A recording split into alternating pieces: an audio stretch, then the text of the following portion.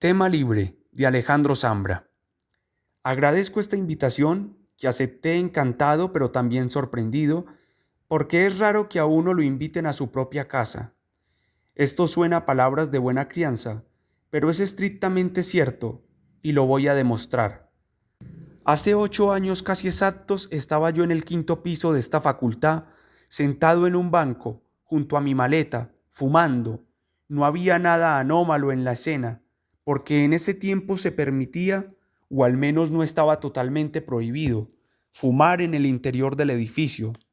Y tampoco era raro que yo anduviera con una maleta, porque solía acarrear libros para mis clases, aunque quizás esa maleta en particular era una exageración, con un bolso o con una mochila grande habría sido suficiente, pero yo estaba y todavía estoy enamorado de esa maleta negra de ruedas giratorias, cuya existencia me parecía entonces un milagro. No soy un experto en estos asuntos, pero igual me parece inexplicable que tardaran tanto en inventar la maleta de ruedas giratorias. Primero inventaron la rueda, fue de lo primero que inventaron, y supongo que en algún momento temprano de la historia o de la prehistoria inventaron la maleta, pero es inexplicable que ambos inventos coexistieran tanto tiempo sin entrecruzarse y que faltaran todavía algunos siglos para llegar a esa indiscutible obra maestra que es la maleta de ruedas giratorias. Decía que muchas veces estuve en el quinto piso de esta facultad, esperando a mis alumnos junto a esa maleta para mí tan querida, y probablemente todas esas veces alguno de ellos me lanzó la clásica broma de si me habían echado de la casa. Esa tarde de hace 8 años no fueron uno ni dos, sino tres los alumnos que, en un lapsus de 5 minutos, en el tono ligero de una broma al paso, ensayaron variaciones de la misma fórmula. Oiga, profe, se fue de la casa. Oiga, profe, lo echaron de la casa. Oiga, profe, está viviendo en la oficina. Respondí siempre con naturalidad, negando con la cabeza y sonriendo, y por supuesto no les dije que sí, que justo esa tarde acababa de irme de la casa, ni que, al menos por unas cuantas horas, estaba, efectivamente, viviendo en la oficina. Espero que se entienda entonces hasta qué punto es cierto que en esta facultad me siento como en mi propia casa, una casa de la que nunca me echaron, de la que nunca me fui. Ahora me parece que yo mismo me hubiera invitado a tomar once y que una parte de mí espera en el comedor paciente, con la mesa puesta, mientras la otra compra el pan y tantea las paltas. Siento que además de estar hablando estoy en el público y por tanto desconfío de lo que dice el conferenciante, lo que en todo caso es bueno, porque escribo esto movido por el mismo criterio que sigo en la escritura de un cuento, de una novela, de lo que sea. No aburrirme, evitar el piloto automático de la escritura prestada y también las mañas rutinarias que asoman en un modo casi imperceptible en la escritura propia. Quiero escribir una conferencia capaz de mantener despierta incluso a una persona como yo, es decir, a alguien con un diagnóstico al parecer irreversible de déficit atencional. En una nota menos solitaria, la invitación a la propia casa entraña un reproche, una no muy sutil ironía, un tenemos que hablar. Por eso pregunté al tiro, alarmado, tras aceptar la invitación, ¿de qué tenemos que hablar? ¿De qué tengo que hablar? ¿Cuál es el tema de esta conferencia? Pero era una pregunta falsa, porque sabía la respuesta. Ya les digo que llevo mucho tiempo aquí, más de 12 años, y claro que recuerdo la mañana en que estuve sentado, o más bien de pie, escuchando la primera de estas cátedras, la de Ricardo Piglia, a comienzos del año 2007, y en adelante estuve casi siempre en el público, y también fui algunas veces el encargado de presentar a escritores que admiro. Era una pregunta falsa. Por supuesto, yo sabía que a los invitados a esta cátedra les piden una conferencia de tema libre. Tenemos que hablar, pero tenemos que hablar de un tema libre. Ahora que lo pienso, es más bien raro que a un conferenciante le dejen el tema libre. A los escritores por lo general se nos invita a hablar sobre el boom, o sobre el estado actual, o el futuro, o las últimas tendencias, o el renacimiento, o la muerte de la literatura latinoamericana, o chilena, o santaguiana, o sobre la crisis o la existencia de la crítica literaria. Y aunque el riesgo de repetirnos se vuelve cada vez más mayor y más evidente, casi siempre aceptamos, porque somos una comunidad y porque de un modo u otro lo pasamos bien, o al menos nos acompañamos, lo que es otra manera de decir que somos unos nerds, porque de verdad nos interesa, por ejemplo, el futuro de la literatura latinoamericana, aunque quizás también aceptamos dar o asistir a estas conferencias por motivos menos espléndidos.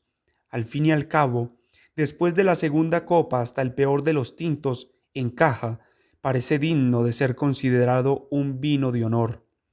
Quiero hablar de esa mañana cualquiera en que el profesor, cansado de ser creativo y probablemente de ser profesor, vacila unos segundos antes de asignar la tarea, porque ya les pidió a sus estudiantes composiciones sobre las vacaciones de verano y las de invierno y hasta sobre el fin de semana largo, sobre las fiestas patrias y la Navidad, sobre el combate naval de Iquique y el desastre de Rancagua.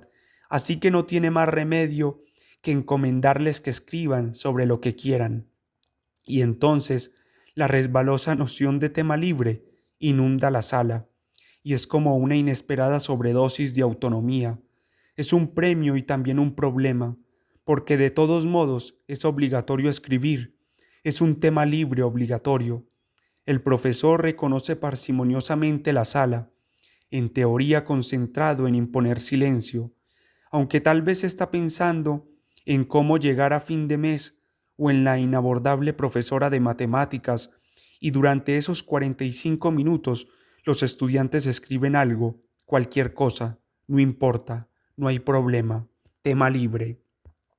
Obligados al tema libre descubrimos, con una cuota de angustia, que no teníamos tema, pero quizás también sentimos que una frase llamaba a la otra y que la historia misteriosamente despegaba. Descubrimos que no necesitábamos un tema, que escribir podía ser una ruidosa forma de quedarnos callados, que escribir era dilatar la obligación inmediata de aportar al debate, de decir algo oportuno o inteligente, que era suspender el presente en un momento de suma intensidad, con la promesa de un diálogo picándonos los ojos y los oídos. Descubrimos que por escrito podíamos ser básicos, caprichosos, tontos, aburridos, injustos, confesionales. Descubrimos, como decía Violeta Parra, que la escritura da calma a los tormentos del alma. Después, mucho después, cuando emerge el deseo casi siempre ambiguo, temerario y ansioso de mostrar lo que escribimos a un amigo o a alguien de quien se dice que sabe de literatura, o cuando nos gobierna la urgencia de publicar lo que escribimos en un libro o de postearlo en algún muro, o de, en ese acto francamente desesperado, que es la variación posmoderna de la botella al mar, enviarlo por mail a absolutamente todos nuestros contactos. Solo entonces, cuando por primera vez nos comportamos como lectores de lo que hemos escrito, aparecen los temas, y acaso al hablar retrospectivamente de los textos los manoseamos, condescendemos a un diálogo distinto del que pretendíamos, traducimos, traicionamos nuestra escritura. La creación misma, en cambio, se nutre de esa ausencia de tema. Podemos pasar meses y años enteros abriendo el archivo sin tener nunca del todo claro lo que estamos diciendo, asolados por la incertidumbre del tema, pero bendecidos por la certeza de que, aunque no sepamos el tema, al escribir estamos haciendo algo, que en definitiva hay algo ahí, algo presuntamente valioso, algo de cuyo verdadero valor dudamos una y otra vez, pero a lo que ya no podemos, no sabemos renunciar. Nada garantiza que el texto en que trabajamos durante días, durante meses, durante años, nos parezca luego publicable. No se escribe para publicar, incluso si ya publicamos y sabemos de la existencia de gente a la que podría interesarle nuestro soliloquio. La parte de mí que está sentada en el público desconfía de este tipo de afirmaciones, porque alguien que publica libros obtiene alguna clase de legitimidad y en cierto modo pierde la vocación de derrota que supone pasarse las horas hablándole a nadie. No veo otra manera de enfrentar esa desconfianza que leer ahora un texto en el que trabajé durante meses y que decidí no publicar, pero cuya existencia me resulta, de algún modo, tan innegable como problemática.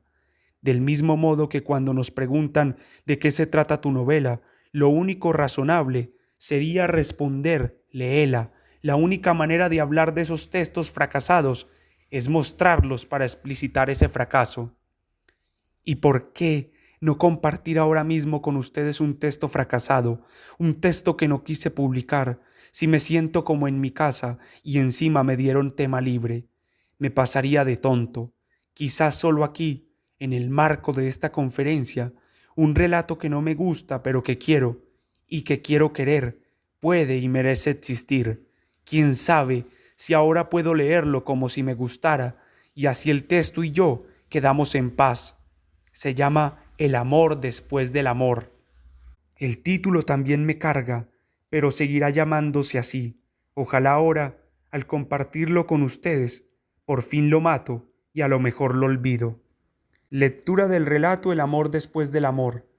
El primer ser humano argentino que tuvo alguna influencia en mi vida fue un rubio de 20 años y 1,90 m, al parecer muy bueno para el vóley playa, que en el verano de 1991 se comió a mi polola.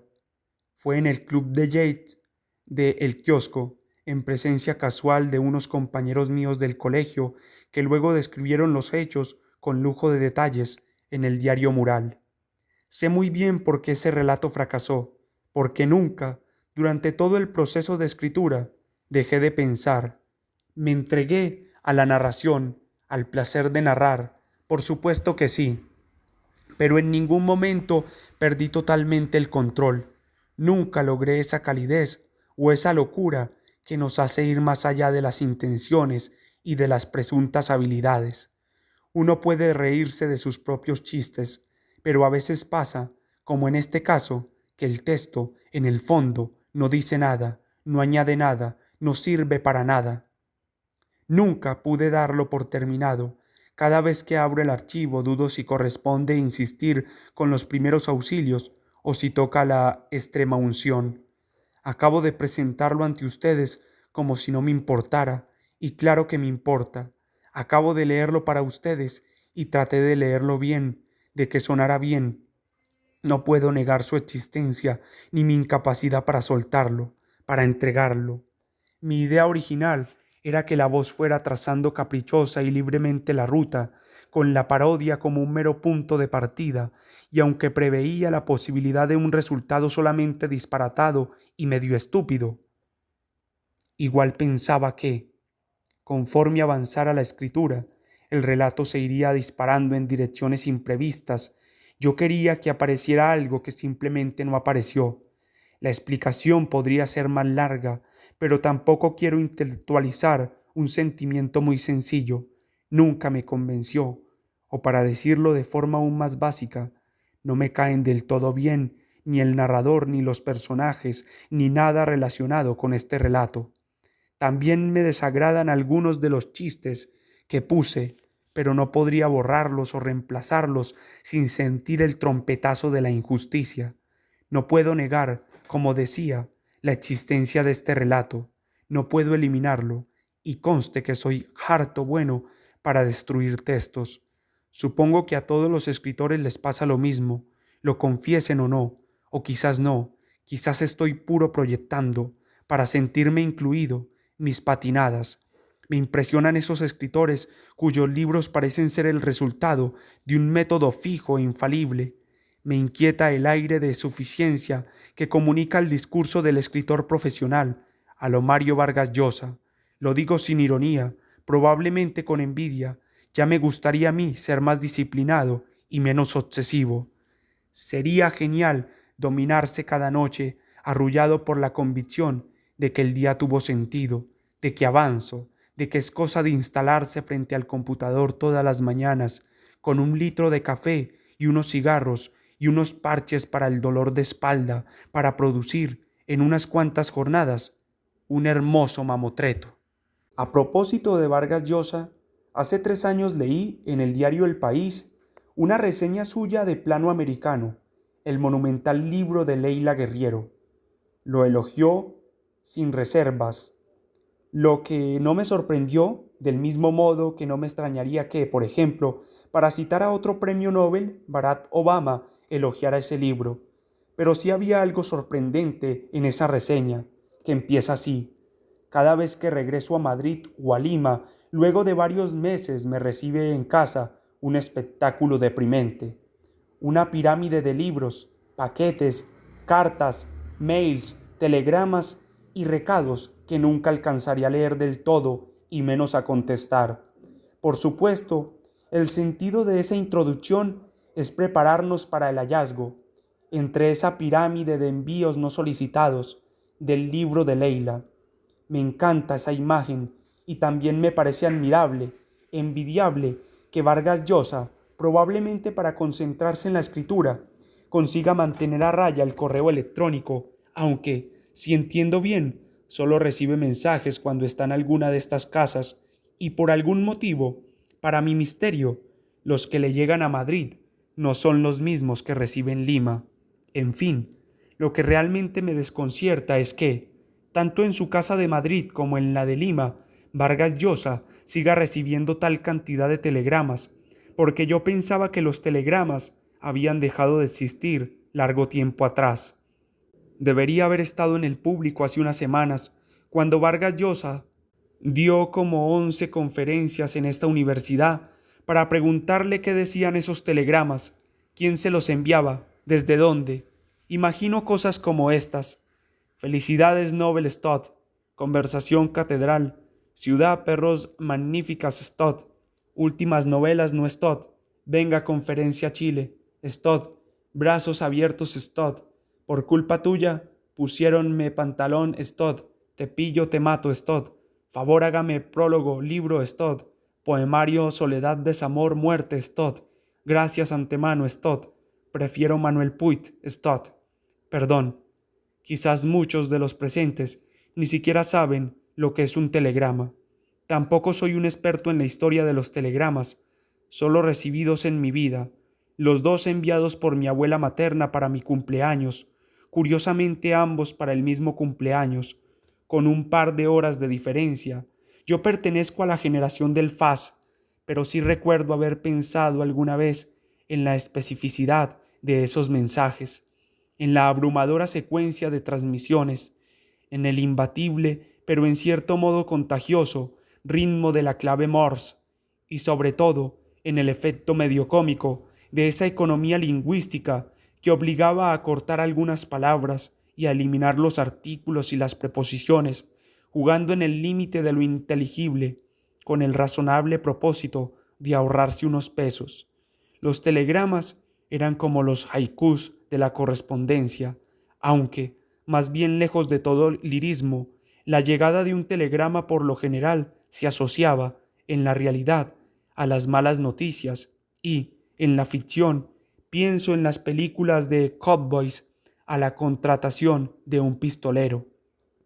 Supongo que lo de Vargas Llosa fue un lapsus, algo así como un estallido de nostalgia por el mundo en que sí existían los telegramas, una nostalgia que rima con la muerte de la cultura occidental, tal y como la decreta en su libro La civilización del espectáculo.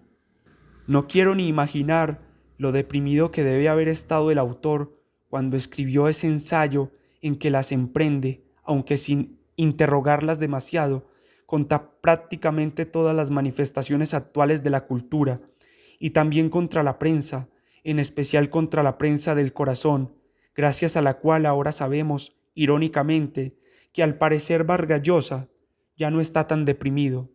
No extraño los telegramas, pero por supuesto que sí extraño al joven que yo era hace 20 años y hace 20 kilos, cuando leí deslumbrado, por ejemplo, las novelas de Vargas Llosa, aunque a decir verdad tampoco extraño tanto ese tiempo, en que inconscientemente la retórica del telegrama nos entrecortaba las frases y nos hacía creer que cada palabra salía muy cara.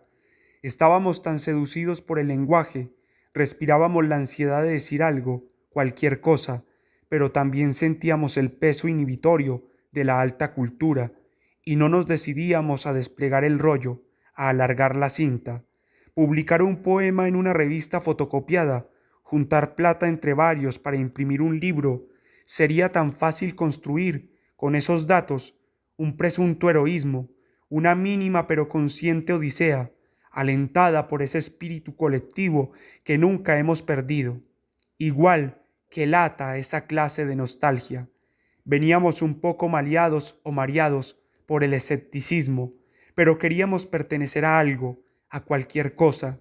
Quizás por eso al final del guitarreo terminábamos gritando, aunque ni siquiera entendíamos bien la lectura, una canción que decía I don't belong here.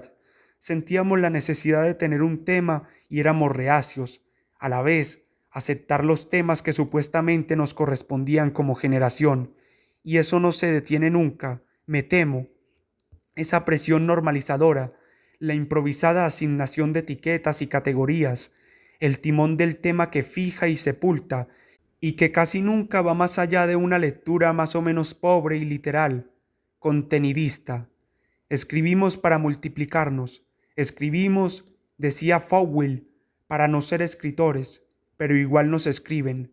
Más o menos sobre eso es la novela autobiográfica, otro texto rechazado o fracasado que escribí hace como un año y que nunca he publicado y que, lo juro sobre las obras completas de Juan Emar, nunca publicaré. Acá va, lectura del relato, la novela autobiográfica. A mi lado viaja Calamido Krantz. Nos conocimos anoche, en una cena con unos poetas que se definían como detectives salvajes, aunque de salvajes tenían poco, y lo único que les interesaba investigar era la manera de no pagar la cuenta. Me desagrada y me da risa el tipo que escribió este texto que acabo de leerles, y que me parece horrible, pero también me gusta. Lo único que me gusta de este relato es el final, que se me escapó de las manos. Si el texto fracasó, fue porque nunca conseguí desprenderme del tema. Estaba un poquito enojado y casi sin darme cuenta, empecé a pergeñar una especie de festiva queja que no difiere demasiado de los desplantes que yo mismo caricaturizo. Y sin embargo releo el relato y me río, y hay momentos en que me encanta. Es como una canción que a veces pongo a todo volumen y la canto y la bailo y hasta le invento coreografías, pero no me gusta. Creía saber demasiado bien de lo que hablaba, pero no estaba mirando. Hablaba como si estuviera fuera y no dentro de lo que observo o parodio o critico. Y escribir es, como más de alguien dijo, verse a uno mismo en la multitud. Y una de las pocas cosas que de verdad tengo claras es que soy parte de esa multitud y que no quiero estar fuera, que pertenezco y que quiero pertenecer. En fin, ahora termino llorando en el escenario. Dicen que los temas en la literatura son solamente 3 o 4 o 5, pero quizás es solo uno, pertenecer. Todos los libros pueden leerse en función del deseo de pertenecer o de la negación de ese deseo. Ser parte o dejar de ser parte de una familia, de una comunidad, de un país, de la literatura chilena, de un equipo de fútbol, de un partido político, de una banda de rock, del grupo de fans de una banda de rock, por último, de un grupo de scouts o de alcohólicos anónimos. De eso escribimos cuando nos dan tema libre y también cuando creemos estar escribiendo sobre el amor, la muerte, los viajes, las moscas, los telegramas o las maletas con ruedas giratorias. De eso hablamos siempre, en serio y en broma, en verso y en prosa, de pertenecer. Y ese fue, claro, el tema de esta conferencia. Stott.